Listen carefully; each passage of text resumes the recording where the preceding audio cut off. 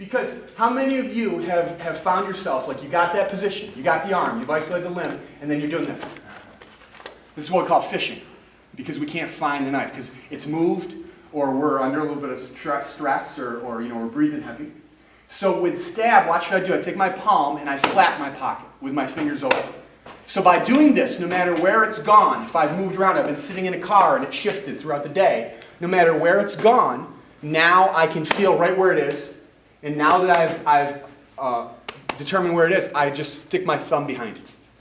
Okay, so stab is slap, and then I tuck my thumb right behind it. So those of you that have folders in your pockets, I want you to follow along with me. Slap the pocket, tuck the thumb behind it. So S and T. The A in stab is access. And what I'm going to do with this folder here is I'm going to take this, my trigger finger, my index finger on my dominant hand, I'm going to hook the clip, and I'm going to draw straight up. Straight up. And I'm keeping it tight to my body. Tight to my body. And now all I'm going to do with the B in stab is brace. Is I brace it against my hip here. Because the minute this hand, if I do this, I slap, I do everything else right, I tuck, and when I access, the hand comes away from the body. See this big window here? After having just juked around like that, do you think your opponent's going to take advantage of this window?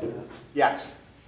So if I'm going to do stab correctly, I slap, I tuck the thumb behind the knife, I come straight up, access it from the pocket, that's the A, and then brace it against my hip. All right? Once I've braced it, now I can deploy the blade. And how do I deploy the blade? Well, there's a lot of different blade opening methods. Some of them are inertia-based in the sense that if once I get a good grip, I can do this and open up the blade. But I'm just a big believer in good gross motor skills. Anybody here ever shoot marbles? Take your thumb and just do this. All I'm going to do is once I brace it against my hip, is my tip of my thumb finds the stud, the disc, the hole, and I'm just going to push it forward here. So once I've got the blade out, now I'm just going to curl my fingers around the blade. Now, as you guys can see, this ended up with the blade up.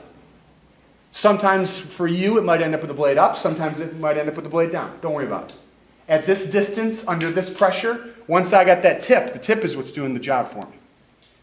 Okay? So one more time, nice and slow. Can I use one that's tip up so I can demonstrate with both kinds? So this is tip up. Same exact concept. Slap, tuck my thumb behind it, access it by pulling straight up, and brace it against my hip.